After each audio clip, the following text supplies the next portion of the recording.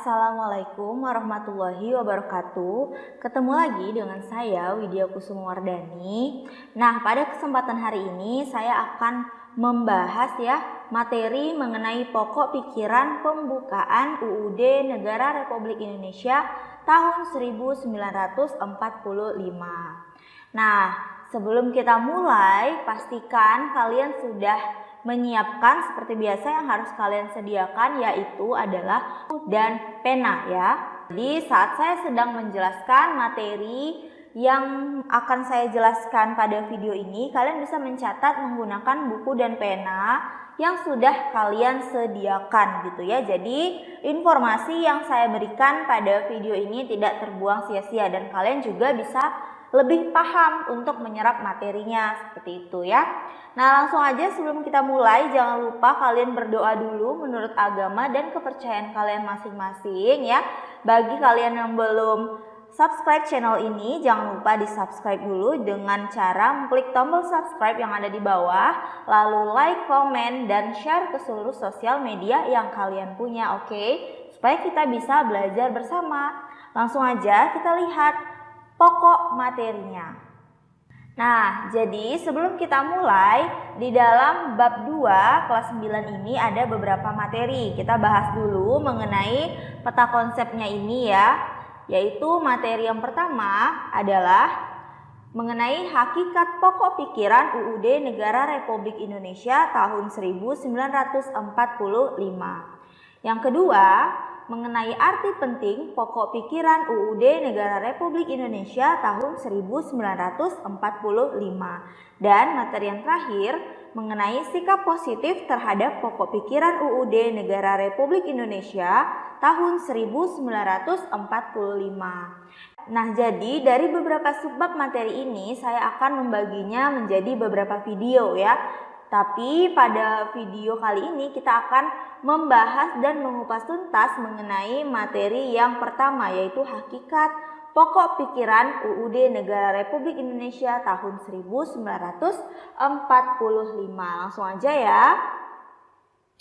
Nah, ini dia hakikat pokok pikiran UUD Negara Republik Indonesia tahun 1945.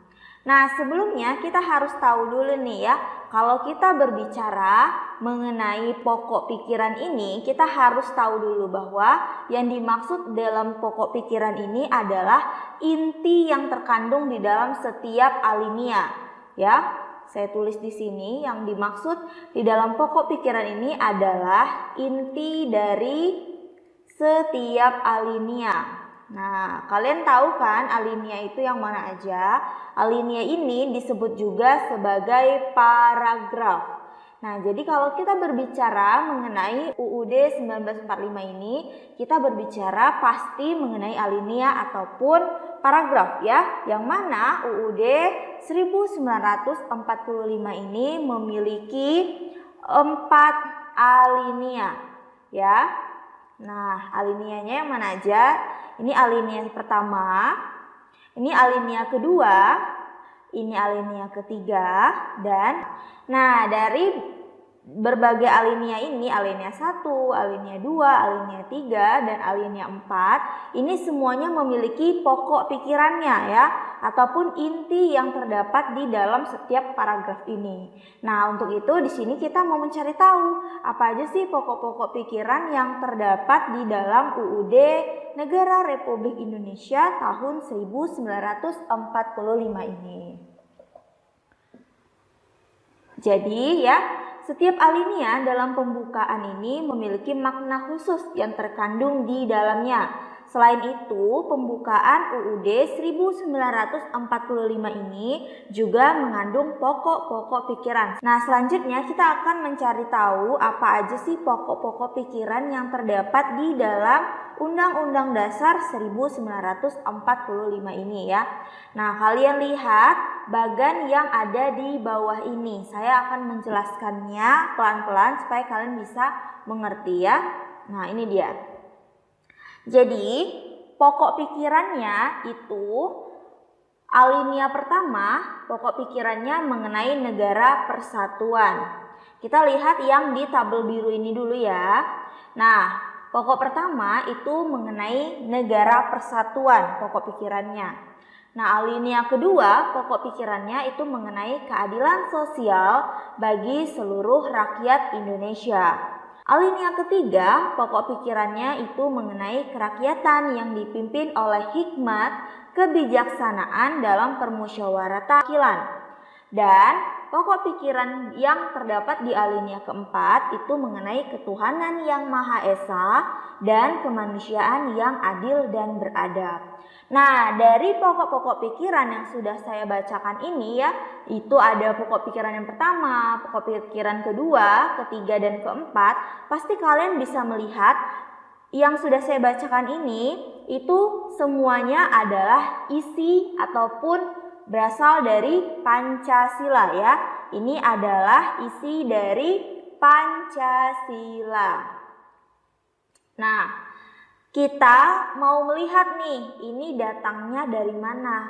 Nah, kalau kita juga mau melihat apa sih keterkaitan antara pokok pikiran dengan Pancasila, kita bisa lihat di sini ya.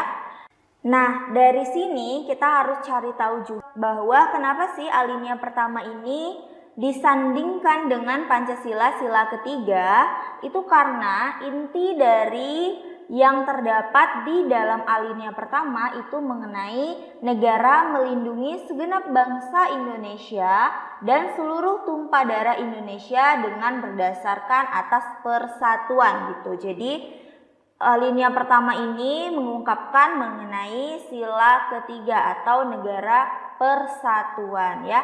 Kita lanjut ke alinea kedua.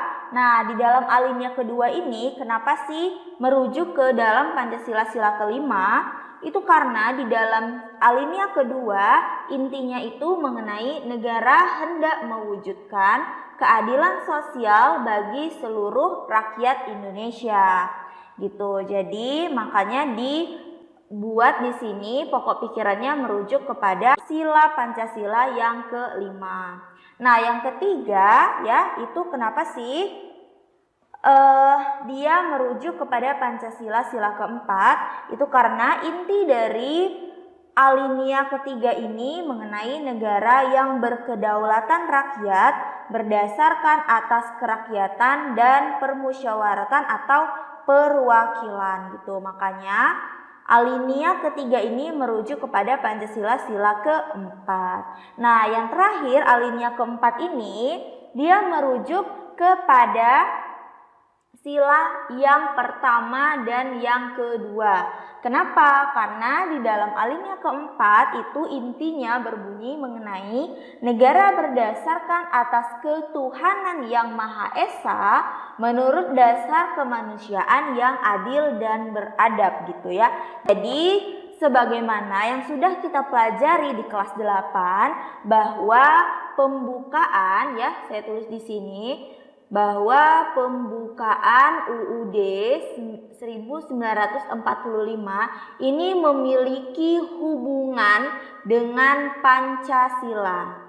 Ya, nah jadi semuanya itu di negara kita pasti memiliki hubungan dan keterkaitan dengan Pancasila. Karena sebagaimana fungsi dari Pancasila ini adalah sebagai sumber dari segala sumber hukum yang ada di Indonesia. Nah, selain itu juga ya, di dalam pokok pikiran ini juga ada keterkaitannya dengan misi bangsa Indonesia. Yang mana misi bangsa Indonesia itu kalau dilihat dari alinea pertama ini ya, ini merujuk kepada misi mengenai melindungi segenap bangsa Indonesia dan seluruh tumpah darah Indonesia. Jadi di sini nggak ada perbedaan, semuanya dilindungi, makanya disebut sebagai negara persatuan atau merujuk kepada Pancasila sila yang ketiga.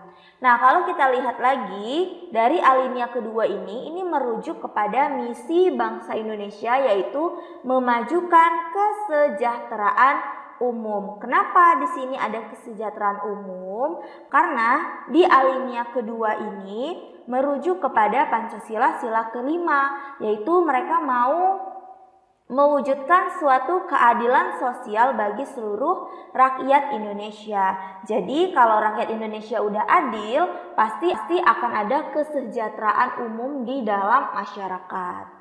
Nah, selanjutnya ya, alinea ketiga ini merujuk kepada misi bangsa Indonesia, yaitu mencerdaskan kehidupan bangsa. Nah, seperti itu. Selanjutnya, alinea yang terakhir ini merujuk kepada misi bangsa Indonesia, yaitu ikut melaksanakan ketertiban dunia berdasarkan kemerdekaan. Selanjutnya, perdamaian abadi dan keadilan sosial. Nah, jadi semuanya ada saling keterkaitan. Ya, keterkaitannya di sini antara pokok pikirannya, ya, saya tulis di sini. Pokok pikiran ini berkaitan dengan Pancasila. Nah, selanjutnya pokok pikiran ini juga berkaitan dengan misi bangsa Indonesia ya. Nah, dan ini dilandasi oleh Pancasila. Jadi yang melandasi pokok pikiran ini adalah Pancasila. Sampai sini semoga kalian paham ya. Nah, mungkin sekian dulu penjelasan pada video kali ini. Bagi yang masih kurang jelas, dapat langsung menanyakannya di kolom komentar. Nah, akhir kata saya ucapkan terima kasih atas perhatiannya. Wabillahi taufik walhidayah. Wassalamualaikum warahmatullahi wabarakatuh.